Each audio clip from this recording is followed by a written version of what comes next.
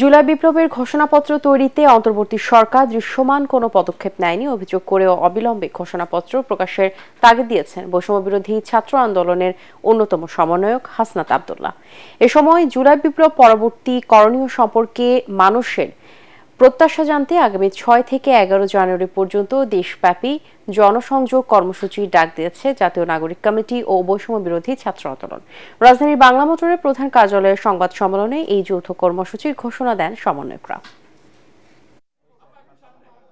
গণঅভ্যুত্থানের সাথে জড়িত সকল অংশীজনের মতামত নিয়ে এই ঘোষণাপত্র তৈরি করা একটি জটিল ও গুরুত্বপূর্ণ বিষয়, কিন্তু আমরা বিস্ময়ের সাথে লক্ষ্য করেছি 4 দিনে সরকার এখনো পর্যন্ত দৃশ্যমান কোনো পদক্ষেপ নেয়নি। এই জাতীয় গুরুত্বপূর্ণ বিষয়ে সরকার যেন তৎপর হয়, সেজন্য বৈষম্য বিরোধী ছাত্র আন্দোলন এবং জাতীয় নাগরিক কমিটি আমরা অন্তর্বর্তীকালীন সরকারকে আহ্বান জানাচ্ছি। সড়ক দুর্ঘটনায় 2024 সালে 8,543 জন নিহত এবং আহত হয়েছেন 12,608 জন। সারা দেশে 6,359টি দুর্ঘটনায় এই হতাহত হয়েছে বলে জানিয়েছে বাংলাদেশ যাত্রী কল্যাণ সমিতি।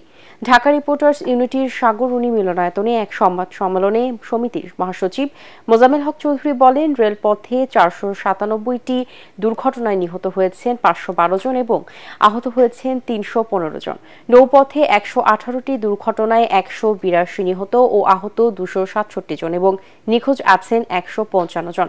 এছাড়া সড়ক পথে মোটরসাইকেল দুর্ঘটনা ঘটেছে 2329টি। বাংলাদেশ যাত্রী কল্যাণ সমিতির দুর্ঘটনা পর্যবেক্ষণ প্রতিবেদনে এসব তথ্য তুলে ধরে মহাসচিব বলেন, গণমাধ্যমে প্রকাশিত সংবাদ মনিটরিং এর মাধ্যমে এই পরিসংখ্যানটি তৈরি করা হয়েছে। সরকার বদল হলেও সড়ক পরিবহনে কাঠামোগত কোনো পরিবর্তন আসেনি। চাঁদাবাজির কেবল হাত বদল হয়েছে।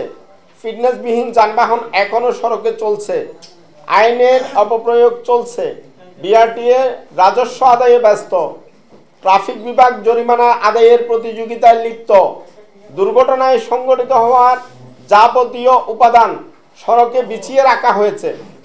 এমন পরিস্থিতিতে কেবলমাত্র সভা সমাবেশ আর বক্তৃতা বিবৃতি, পত্রিকায় বিজ্ঞাপন দিয়ে সড়ক দুর্ঘটনা নিয়ন্ত্রণ করা কোনোভাবে সম্ভব নয়।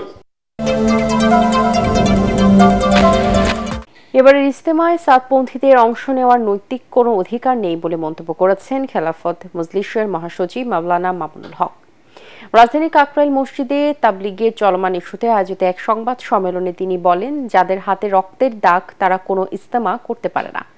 আগামী 31 জানুয়ারি থেকে জোয়ার পন্থীরা পূর্ব ঘোষণা অনুযায়ী বিশ্ব ইজতেমায় অংশ নেবেন, তবে দ্বিতীয় পর্বের বিষয়ে এখনো কোনো সিদ্ধান্ত হয়নি। এর আগে মাওলানা সাদ অনুসারীদের নিষিদ্ধ করা ইজতেমা মাঠে হামলার সুষ্ঠু বিচার সহ 4 দফা দাবি জানায় শুরায়ে নিজামের অনুসারী তথা জোবায়ের পন্থীরা।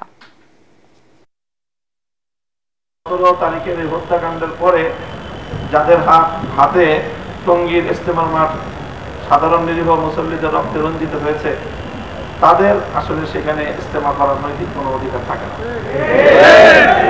যদি সরকার আশানুরূপ কোনো পদক্ষেপ গ্রহণ করে না, তাহলে ইনশাআল্লাহ 25শে জানুয়ারি 2025 শনিবার উলামা সম্মেলন থেকে পরবর্তী পদক্ষেপ ঘোষণা করা হবে। ঢাকার আদাবর এলাকার একটি বাসার লকার ভেঙে চুরি হওয়া 45 ভরির মধ্যে 32 ভরি স্বর্ণ ও নগদ টাকা উদ্ধার করেছে পুলিশ। এই ঘটনায় ভুক্তভোগীর ভাতিজা সহ 2 জনকে গ্রেপ্তার করেছে। আসামিরা নিজেদের শখ পূরণের জন্য এই চুরি করে বলে জানান আদাবর থানার ওসি SM জাকারিয়া। মোহাম্মদপুরের আদাবরের 16 নম্বর রোডের এই বাড়ির একটি ফ্ল্যাট থেকে লকার ভেঙে লুট করা হয় আনুমানিক 45 ভরি স্বর্ণ। মার চিকিৎসার জন্য ফ্ল্যাটের মালিক বাহিরে থাকায় সে সুযোগ নেয় চোরেরা।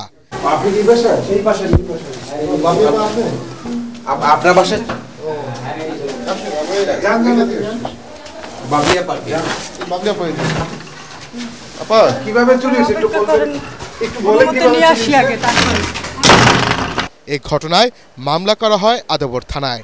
মামলায় উল্লেখ করা হয়, গেল বছরের 28 ডিসেম্বর থেকে 30 ডিসেম্বরের মধ্যে চুরি সংঘটিত হয়। ঘটনার অনুসন্ধানে নেমে প্রাথমিকভাবে ভুক্তভোগীর ভাতিজা মাহিনকে সন্দেহ করে পুলিশ। পরে জিজ্ঞাসাবাদে মাহিন সবকিছু স্বীকার করে বলে জানায় পুলিশ। ওরা গেছিল কোন যাবেন গেছিল, আসে দেখে যে ঘরের তালা ভাঙা, সেখানে হাই হাই রে আমার মাছ আমার সব চুরি হয়েছে। পরে ওরা থানাত গেছে, থানাতে কেস করছে, কেস করার পরে ওর ভাই ভাইতে সবাইকে নাম দিছে। ওদের ব্যক্তিগত ব্যাপার, আমরা তো ওর ভিতরে যাই নাই, শুধু এই বাইরে থেকে জানি যে পুলিশ এখানে গেটে তারা প্রবেশ করছিল। সিসি ক্যামেরার ফুটেজ বিশ্লেষণ করে গ্রেফতারকৃত মাহিনের বন্ধু রেহানকেও আটক করা হয়। আসামি এ ব্যাপারে স্বীকারোক্তি দিয়েছে এবং সেটার 164 লিপিবদ্ধ করার জন্য তাকে কোর্টে প্রেরণ করা হয়েছে। এটা ছোট বয়স, তো তারা টাকা দিয়ে অনেক কিছুই করবে, তাদের শখের যত বিষয়গুলো পূরণ করা সেটা করার চেষ্টা করবে। চুরি হওয়া 32 ভরি স্বর্ণালংকার সহ 87,000 টাকা উদ্ধার করা হয়েছে। কিছু স্বর্ণ বিক্রি করা হয়েছে বলে ধারণা করছে পুলিশ। উৎপাদন বন্ধ না করে বাজারে পলিথিন নিষিদ্ধের অভিযান চালিয়ে সফলতা আসবে না বলে জানিয়েছেন ক্রেতা ও বিক্রেতারা। তাদের দাবি, পলিথিনের বিকল্প ব্যাগ বাজারে ব্যাপকভাবে ছড়িয়ে দিয়ে উৎপাদন সম্পূর্ণরূপে বন্ধ করতে হবে। সকালে রাজধানী হাতিরপুল বাজারে পলিথিন শপিং ব্যাগের নিষেধাজ্ঞা কার্যকরে পরিবেশ মন্ত্রণালয়ের অভিযানে এসব তথ্য বলেন তারা।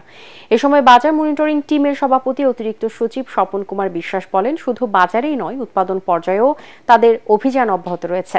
আগামী মার্চ এপ্রিলের মধ্যেই দেশে পলিথিন ব্যবহার বন্ধে সফলতা আসবে বলেও আশা করেন তিনি। আপনারা বাজারে এসে করে এতে কোনো কাজ হবে না।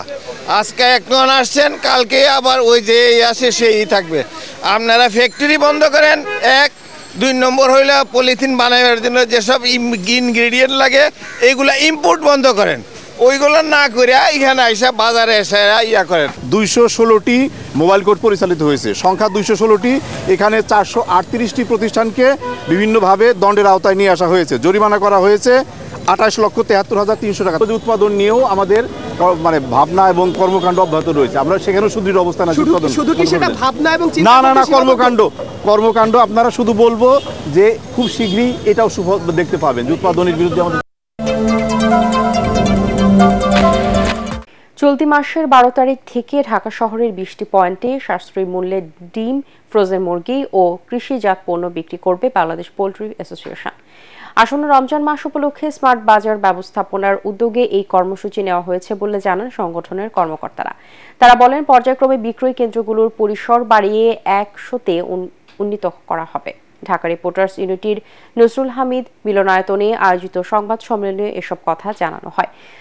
বাচ্চা ও খাদ্য উৎপাদনকারী সিন্ডিকেট না ভাঙতে পারলে পোল্ট্রি শিল্পের বাজার নিয়ন্ত্রণ সম্ভব হবে না বলেও জানান তারা।